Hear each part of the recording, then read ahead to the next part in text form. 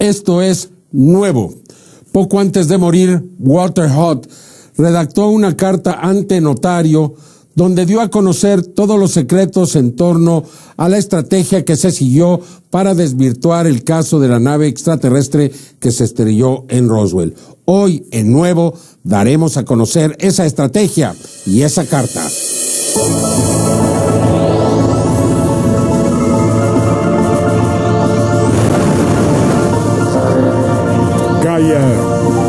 Presenta Nuevo con Jaime Maussán.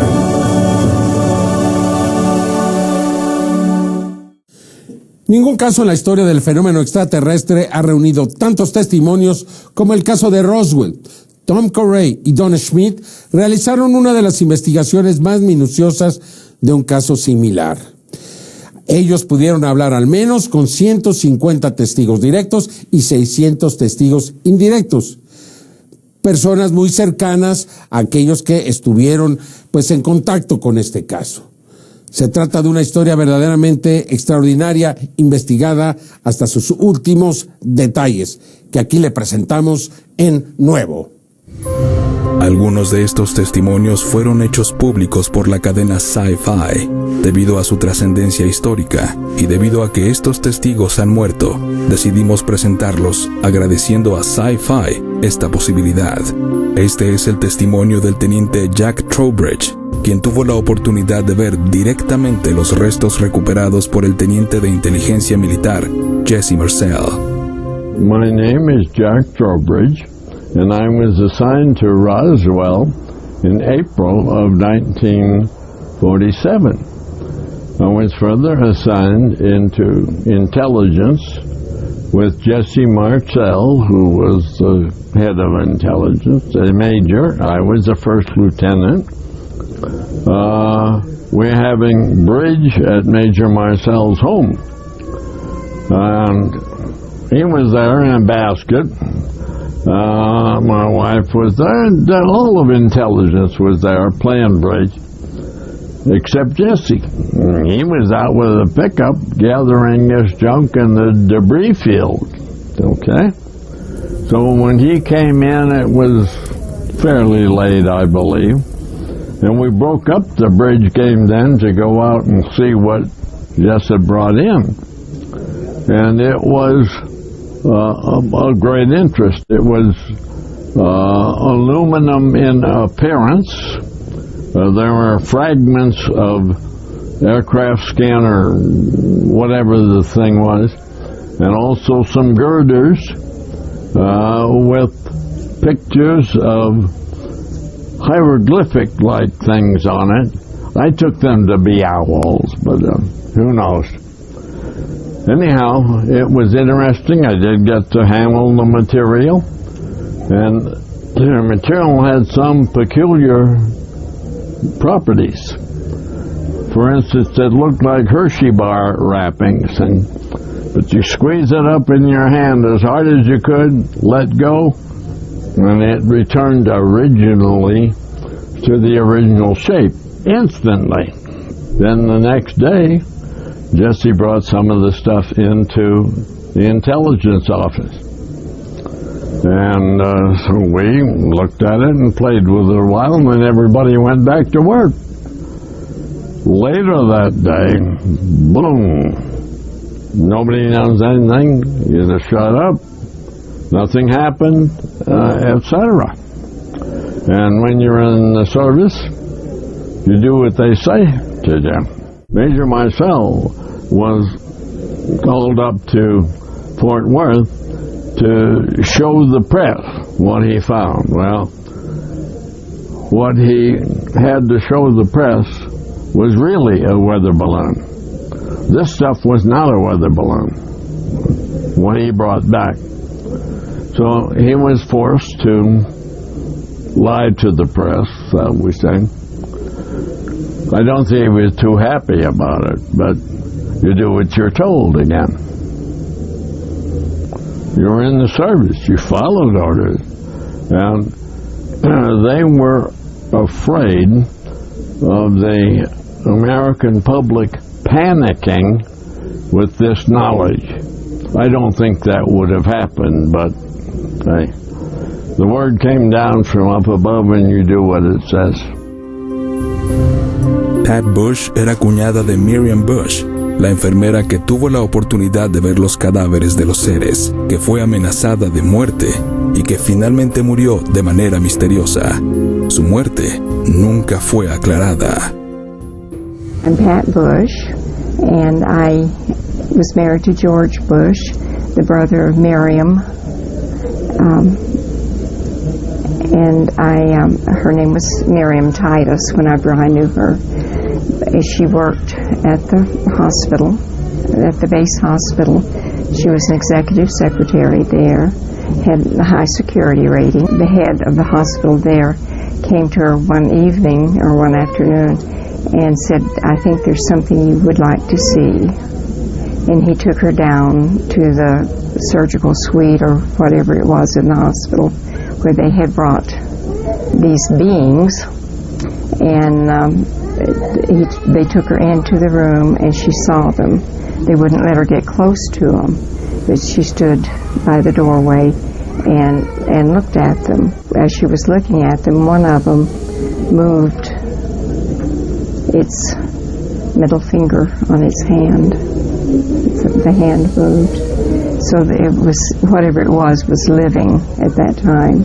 She went home that evening, and she was excited about what she had seen, and she sat at the dinner table and told the family what she had seen and what they had told her had happened. And they were all interested and asked questions, and the next day when she came in from work, she was very somber, and she just told them, don't ever mention what I told you, and don't ever ask me anything about it. And she was very frightened. I felt very sorry for her because she lived a very frightened life, because they had told her not to ever speak of it again and what the consequences would be. And she was frightened her whole life long about it. She passed away in this unusual way, and we started kind of looking at things and talking to people and realizing that many of the other people that were involved in it had died mysterious deaths or disappearances. She was in a motel, and she was not registered at the motel under her name. She was registered under her sister's name, which is very strange, and her sister didn't know she was there. The authorities came in because it was the sister's name and address on the registration. They called her home, and then she knew that her sister had passed away. When the police came and everything, they said that it had to be a suicide, that the door was locked from inside, like nobody could lock the door from the inside. And you know, it was all it just skimmed over the top of it. You know, they didn't go into any research, try to find out anything about her. It just, I just don't believe that she killed herself.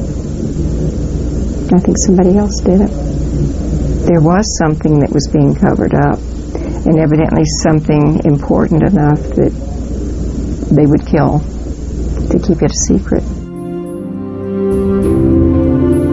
Otros testigos recibieron la información de sus seres queridos en el lecho de muerte, como el caso de Walter Haut. Walter Haut fue el encargado de dar a conocer la información por parte de la Fuerza Aérea y redactó el comunicado de prensa que circuló, literalmente, en todo el mundo. It was very simple. It was what Colonel Blanchard said he wanted put into a press release.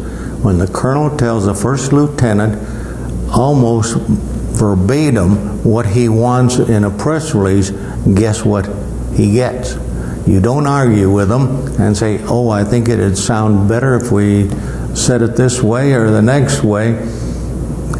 The answer to all was yes, sir. So what exactly did the press release say? In essence, it was very simple, to the effect that we had in our possession a flying saucer. It was found on a ranch up north of Roswell.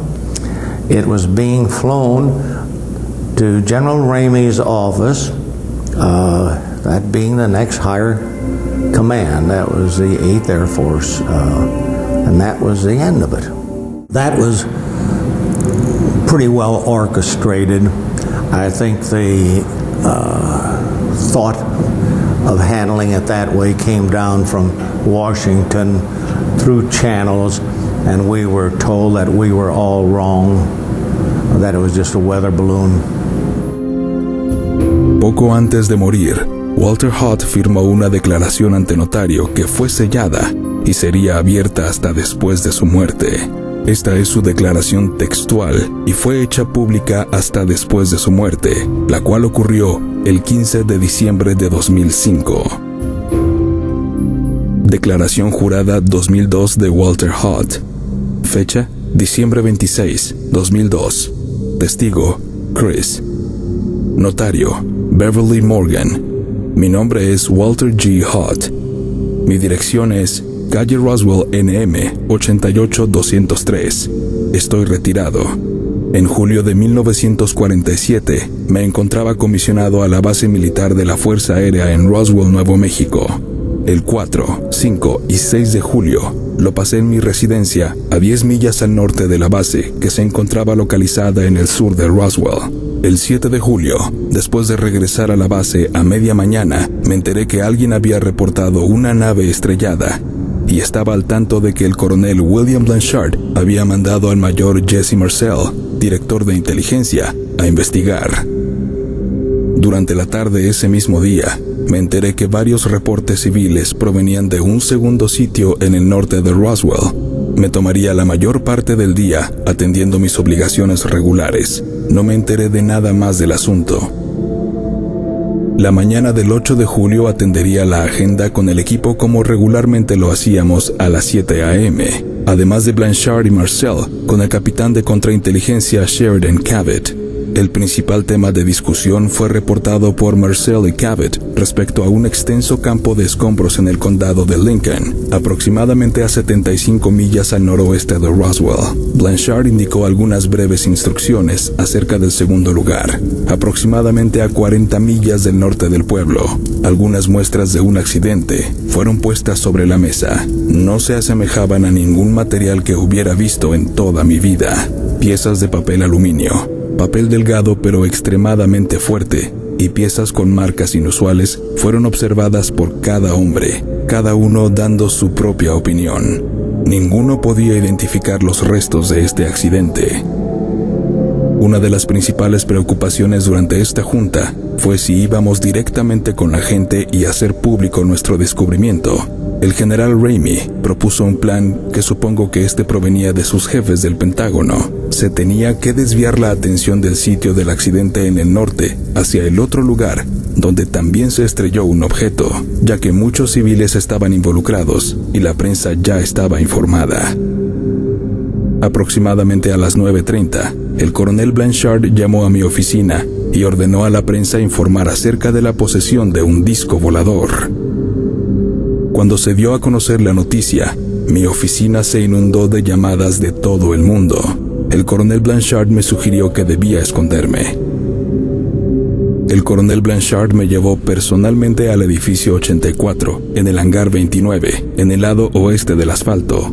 Al principio, cuando me acerqué al edificio, observé que estaba bajo fuerte vigilancia, tanto fuera como dentro. Una vez adentro me fue permitido ver todo desde una distancia segura. El objeto que fue recuperado en el norte del pueblo aproximadamente medía entre 12 y 15 pies de largo. No era muy ancho, solo medía 8 pies y tenía la forma de un huevo. La iluminación era pobre, pero su superficie era metálica.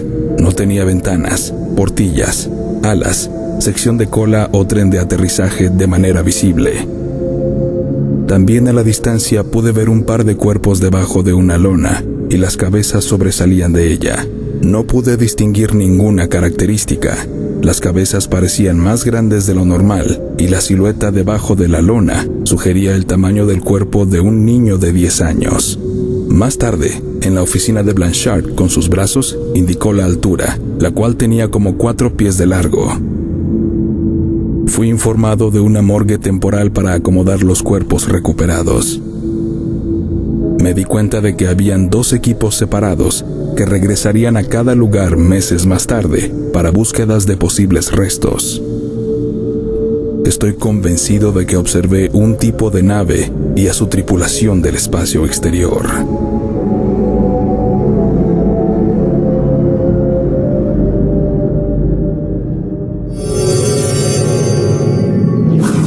Este documento, escrito por Walter Hutt, ante notario, para ser dado a conocer después de su muerte, tiene grandes implicaciones.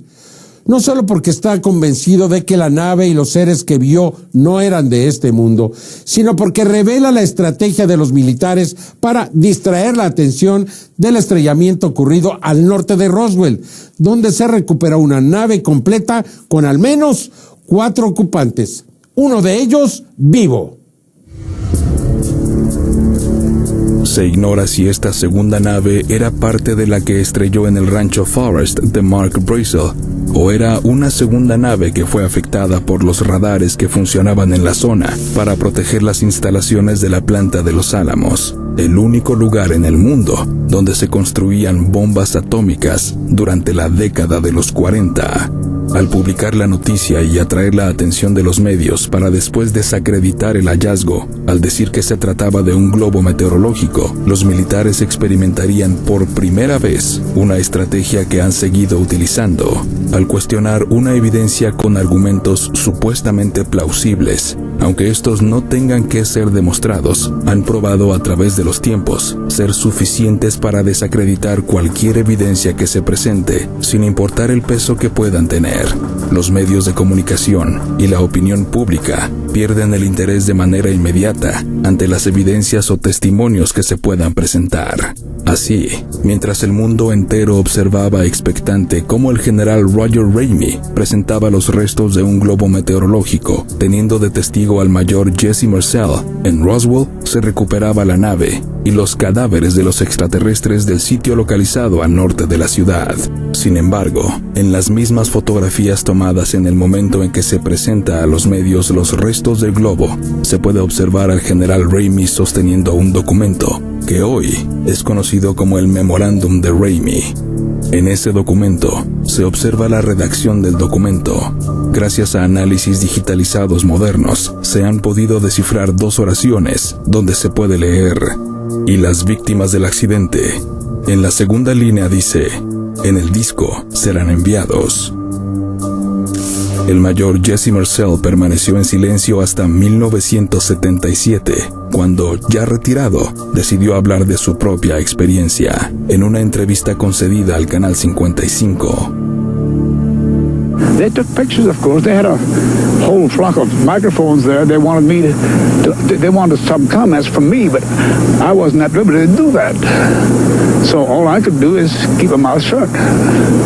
And General Ramey is the one who discussed, told the newspapers, I mean the newsmen, what it was and to forget about it. It was nothing more than a weather observation balloon. Of course, which we both knew differently.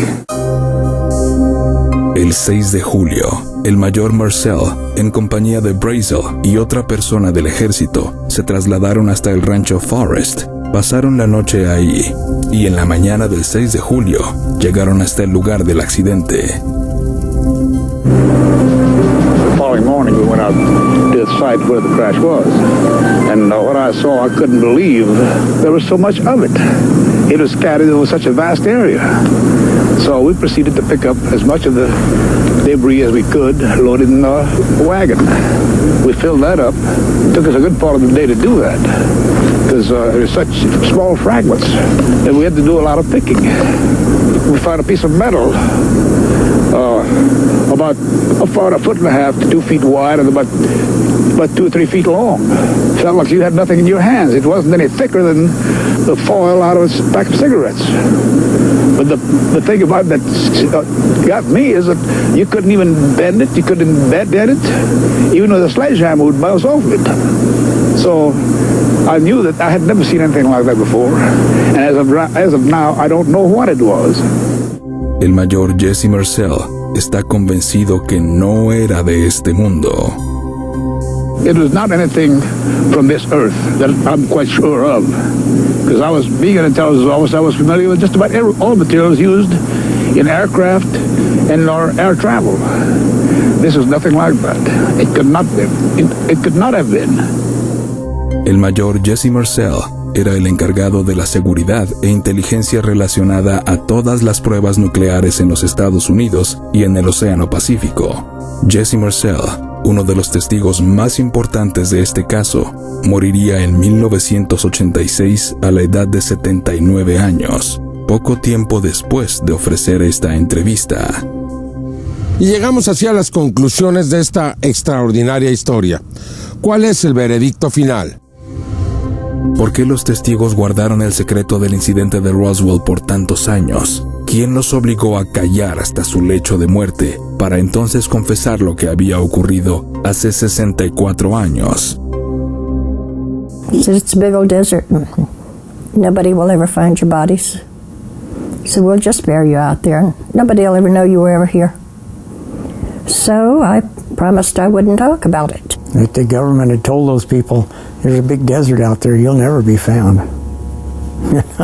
That's pretty scary for your own government to tell you something like that. We have to continue to go after the remaining witnesses. We're running out of time. Once they're gone, it's gone. And we have to at least provide them with an opportunity to go on the record and tell us through their eyes what they saw. Have them provide to us the truth that each and every one of us on this planet so richly deserves. This country was based on the premise that it should be an open society and that we should not have a closed one. And here we have a government supposedly the servant of the people and not the people being subjects of the government, the people of course being sovereigns and therefore over the government. We have the government keeping it secret all these many years from the people. How can we have the type of system our founders set up if the people do not know the truth? The people have to know the truth to make proper judgments. We do not live in a democracy in this country. Now, make sure you understand that one. We live in a republic, but the republic is governed by the people, and the government is by the will of those governed. And the people have to know the truth to make the right choices. That is the whole issue. That is what it's all about. You ask the question, that's the answer. Does that make any sense?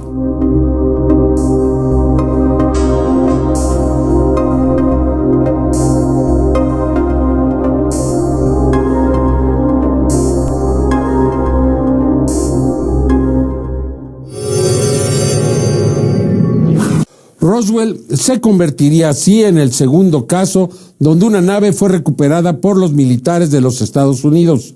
en este caso por la Fuerza Aérea, y tal como lo establece el memorándum de Goy Hotel del FBI, serían 3 naves recuperadas. Unos meses después, el 25 de marzo de 1948, descendería la tercera nave en las proximidades de Aztec, en Nuevo México. Hoy, 70 años después, sabemos que el ejército de los Estados Unidos se sentía amenazado por seres de origen desconocido, mucho más avanzados que los seres humanos, y por ello decidieron mantener silencio, un silencio que se ha mantenido ya por 70 años. Soy Jaime Maussán y lo espero en la siguiente emisión de Nuevo.